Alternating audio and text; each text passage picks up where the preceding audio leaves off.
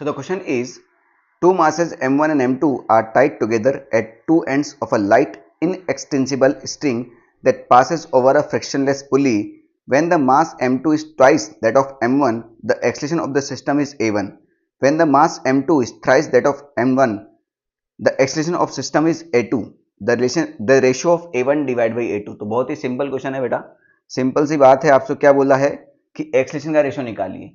अगर आपका दोनों मास m1 m2 इधर होता है तो m2 जो है आपका दोनों केस में बड़ा दे रखा है, तो एक्सलेशन कितना होता है बेटा आपका, एक्स्ट्रा मास जो इस मास को नीचे की तरफ पुश कर रहा है तो वो इससे कितना ज्यादा है वही आपको पुश कर रहा होगा, या फिर आप बोल सकते हो नेट पुशिंग मास।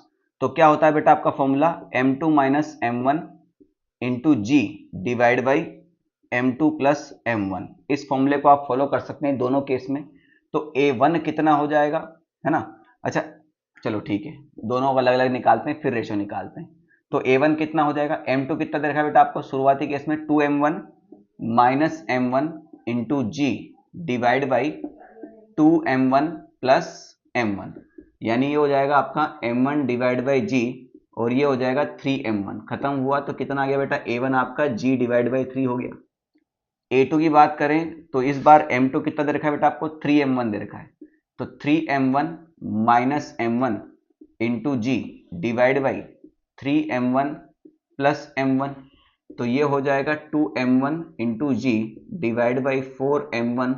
खत्म हुआ, ये 2 से 4 भी जाएगा 2 टाइम्स, यानी कितना हो गया g डिवाइड बाई 2।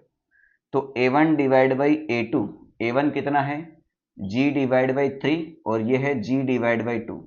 तो g डिवाइड बाई 3 इसको उल्टा करके मल्टीप्लाई कर देंगे, खत्म हो गया। तो आंसर कितना आ जाएगा 2 divide by 3, option number B. ठीक है।